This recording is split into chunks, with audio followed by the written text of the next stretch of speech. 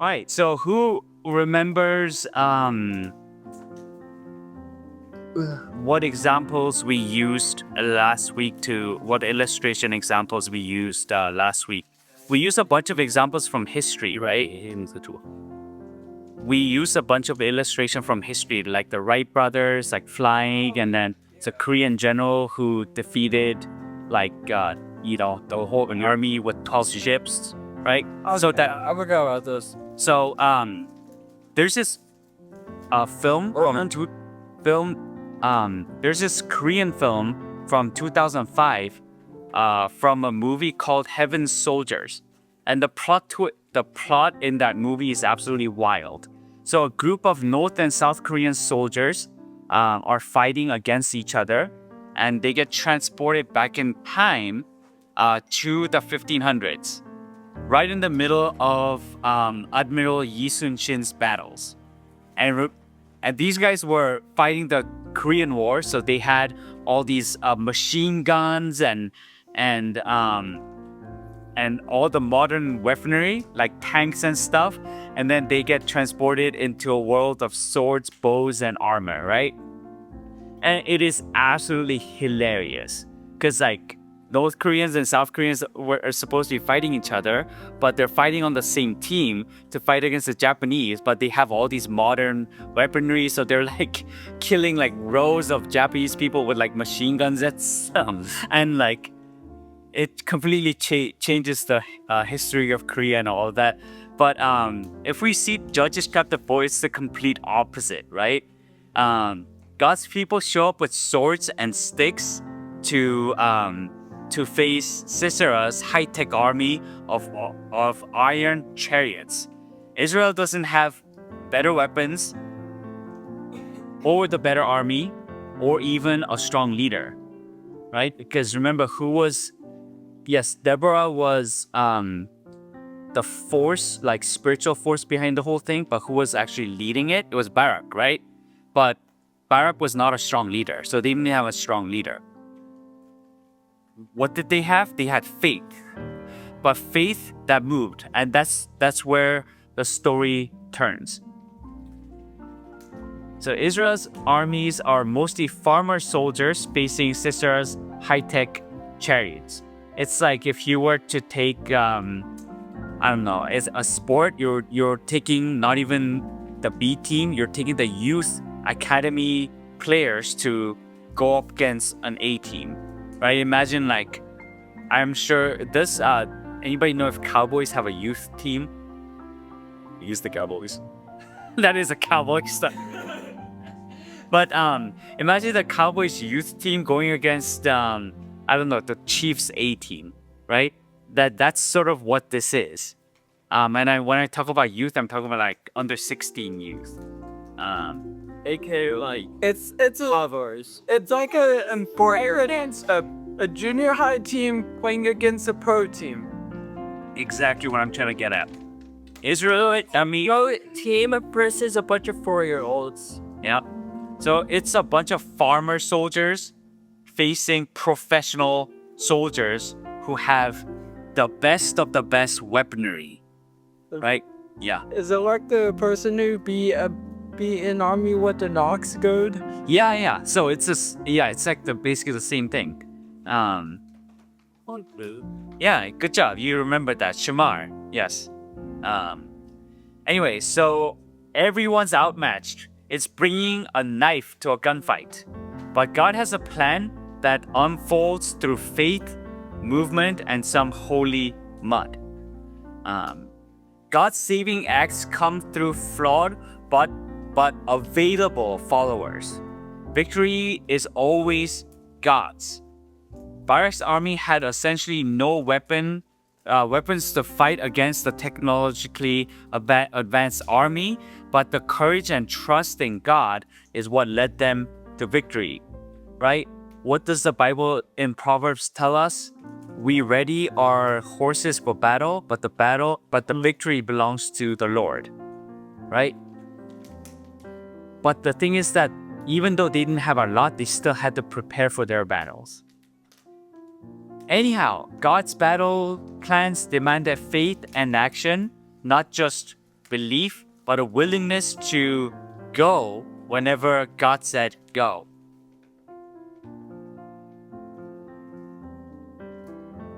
Judges from chapter 10 to 13 of our main Bible verse today, Barak rallies 10,000 men from Zebulun and Naphtali. Deborah is there, but she's not wielding a sword, but her presence is the headquarters of faith and strength. Barak acts, but his motivation is fueled by Deborah's confidence in God's promise. Deborah is the one who convinces him to go and fight. Whew. Now, if we look at the verse, right, it says summoned, right? So it tells us that Barak summoned Zebulun, and then Sisera summoned Harosheth, right? And that word summoned is not asking, okay, can you please come here? Summon means, hey, come here, right? It's a command. It points to a call that expects a response from the person who's listening. Faith is not just a private belief. It rallies other people around this person in a collective action. Barak's faith was weak, yes, because he needed confirmation, not just from other people, but from Deborah specifically, that yes, God told us that He's with us. Yes, God did tell us He's with us, like multiple times, and but it was real. He moved, trusting, even though he was scared, the scared little baby.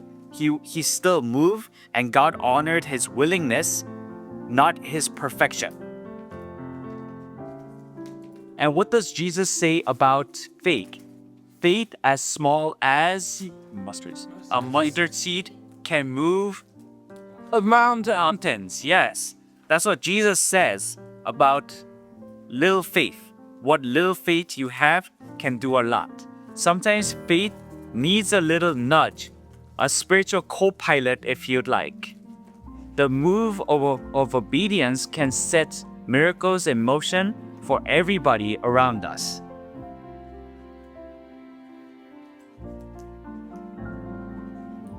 So here's an example where somebody needed a friend, a mentor, or teacher, or somebody around them in the Bible. Moses and Aaron. When we look at Exodus chapter 4, God called Moses to confront Pharaoh, but Moses hesitated because he felt unqualified and insecure about his speech. Some people say that he had a stutter. Other people say that he had speech impediment. Anyways, he had a problem with speech. He was not able to speak properly. And Moses said, please send someone else. And what did God say?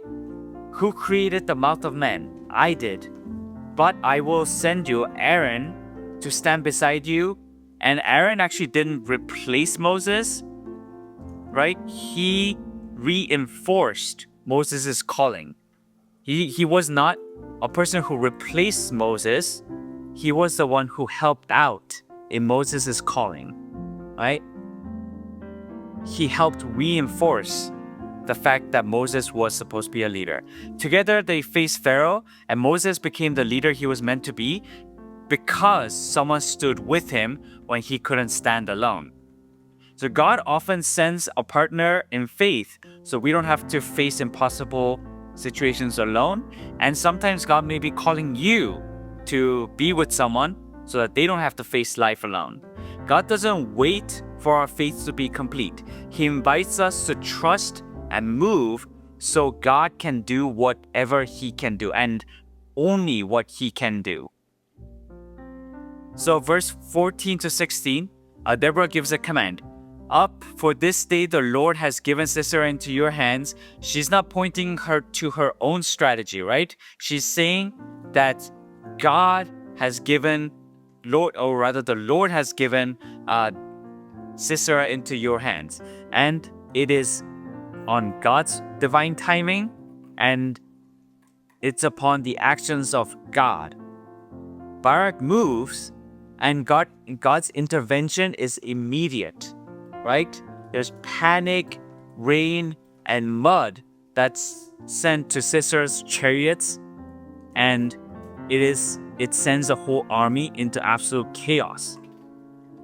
Now, it says in the original language, right? Has not the Lord gone out before you? The word gone out, yatsa, is actually a military language. Right? It's not just like, oh, he's gone out. It's like he was deployed. Right? When you say deployed, that's a language that they use in the army, right?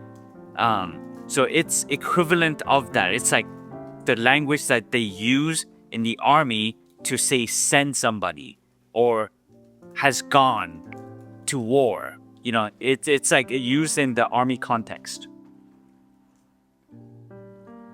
God is leading his army and not sending his army alone. It says that Lord has gone out before you, right? A lot of times we feel like God sends us somewhere, but God doesn't send us anywhere. If he does, then he walks with you in that journey. So even on a battlefield, obedience is not about cleverness. It's not about your strength. Of course, if like you're physically unable to do something, then obviously you're not gonna be in a sword fight, right? Sometimes like God uses natural disasters, such as we see right here, like rain and mud and all those things to help defeat our enemies. And in this case, we're talking about spiritual enemies. We're not, I'm talking about the things of the spirit, not like your worst enemy at school or whatever, right? This is talking about spiritual warfare. But anyways, the point is that obedience doesn't mean standing around and waiting for perfect circumstances. It's faith in motion, marching even when logic tells us to wait, right? When God tells us to go, we go because God's timing leads to triumph. What is triumph? Triumph means like victory. Yeah. You know what victory is, right? Okay, good. So, another example from the Bible. Does anybody know who Ananias is?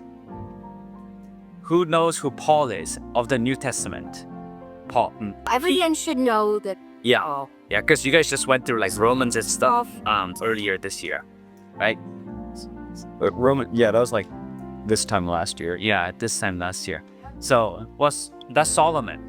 Songs of Solomon and Proverbs is Solomon. But Paul wrote Romans. Paul wrote 1st, 2nd Thessalonians, Galatians, all the very, very important letters of the Bible. A lot of it, almost all of it was written by Paul. But before he was Paul, what was his name? Saul, yes. And when he was still Saul, going around killing Christians, God met him in Damascus. And Saul became blinded, and God calls Ananias, and God told Ananias to go visit a man named Saul, and he was going around killing Christians, so nobody wanted to go to him. But it's like this, right? It's like walking into the house of... Okay, who's ever gotten bullied at school? I got bullied when I was at school. Right? Yeah. I might to make sure they didn't bully me anymore. Imagine if you go to your bully's house, right? And imagine if it's because you wanted to pray for him to get healed from whatever sickness he or she was going through. Right? So that's what's going on. But it wasn't bullying, it was killing, right?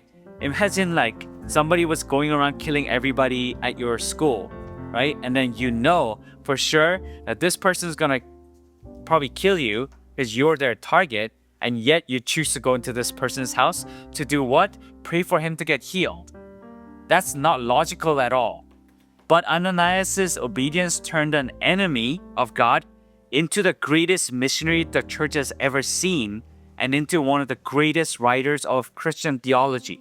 Almost half of the things that we believe in today, apart from the 10 Commandments, is because of what Paul said. And sometimes it leads to some theological arguments. Like, for example, Paul said to the Corinthians in 1 Corinthians, he said, do you not know that it's not glorious for men to have long hair? That's one of the statements of Paul. But he was talking specifically to Corinthians, because in that city, it was a port city, and because people back then were not as openly open about sexuality as we were. All the male prostitutes, the way that you'd be able to tell them apart is if you had long hair. And all these men that were coming from like months or years in the sea were like looking for some really perverse stuff. And so they went looking for men with long hair. But that's the context behind it. But a lot of people formed their theology around that. And because Paul said it, like to the Corinthians, but Paul still said it. So a lot of people, formed their theology around that. But all that to say, Paul wrote a lot of the theologies despite, regardless of whether your theology is right or wrong, depending on context, it is largely based on what Paul said in the Bible. And yes, you might unlock the miracle in somebody else's story by being obedient to God's calling too. God's victory isn't always the result of our plans, but rather our willingness to step at His call.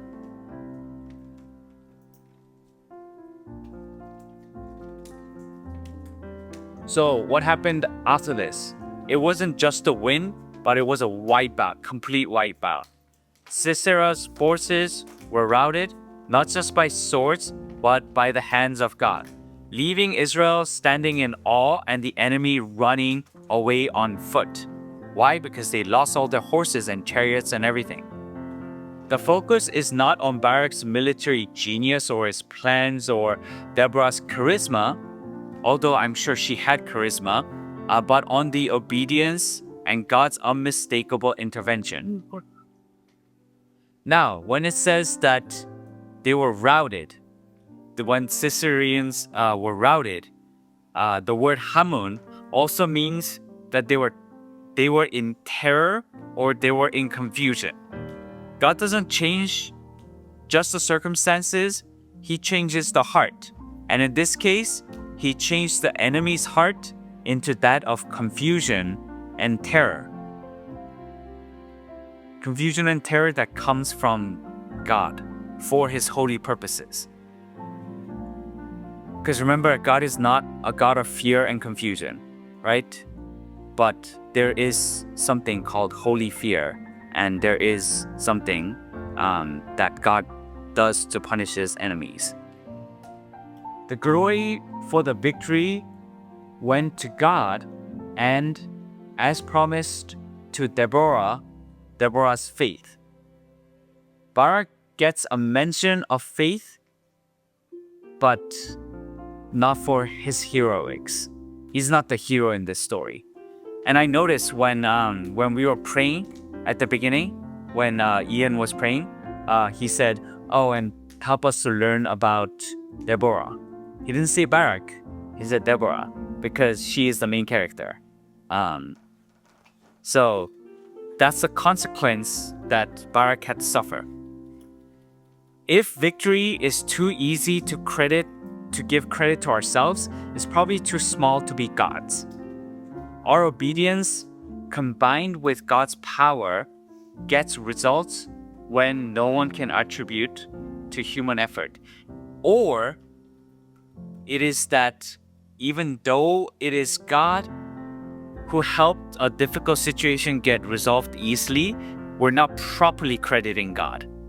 Right? That can also be the case. So here's a situation where unexpected success could only, in my life, that could only be explained by a God thing. So I know a lot of you are getting interested in the Korean culture and things, and I brought some Korean snacks last time, and a few a few of you got really excited about that. Who knows anything about the Korean army and the men? Men in Don't you have to serve right after high school? well, not right after high school, but usually people serve after first year of college if you go to college. Okay. So, and the rule is that you have to go before you're 35. And if you're staying abroad and you have not gone to the army, they don't let you stay till past the age of 27. Unless you have a dual citizenship or some sort of permanent residency in another country, in which case you get excused. Okay. Now, how old am I? 31. 31. 31. Have I gone to the army? No. So here is how it worked out for me. When I was 27, the age where they will not extend my passport, right? Guess what happened? COVID, right? And when COVID happened, it was a little bit of a weird situation because like Korea was still making you go back to Korea and renew your passport there. But there was just 1 month, right? A span of 1 month where COVID got so bad in Korea. The only thing that the news was talking about, even in like CNN and BBC everywhere, was all about the COVID cases in Korea, right? So during that 1 month, my passport expired. So I went to the embassy in the hopes that they will extend my passport. And actually, I find out that even if you had not gone to the army past the age of 25, for that 1 month, they allowed you to extend your passport till the age of 35. And by 35, you don't need to go to the army. So, like, I don't have anything against the army. It's just that I haven't spent time in Korea. So I don't feel like I owe Korea any army time. Like, if somebody was to tell me, hey, you have to go and serve in the U.S. military, like U.S. Air Force as a chaplain, I would happily do that because I feel like I owe a lot to the United States. But I don't feel like I owe anything to Korea because I don't really have a base there. So I grew up in India, right? So I'm here now, and it was only by God's grace. And yes, COVID sucked, and yes, a lot of difficult situations happened. Please don't cough on other people. He's talking about COVID here, okay? Team were outside of the band. Anyway, Victor, well, not very sanitary. There is nothing that I can attribute that to. I mean, my passport could have expired a month before that, right? Or month after that. But it expired during that month. And this was a God thing that I really faced in my life. And it wasn't because I was some special person. It wasn't because my parents paid a lot of money to bribe the government or whatever. A lot of people do that. But it wasn't that. It was just a God thing. So, and it was during the time when I was serving a church. And I'm not saying that, oh, when you serve a church, like God's going to just make everything easy for you or whatever. It's that if you are serving God's church, then God will provide ways for you to serve more effectively.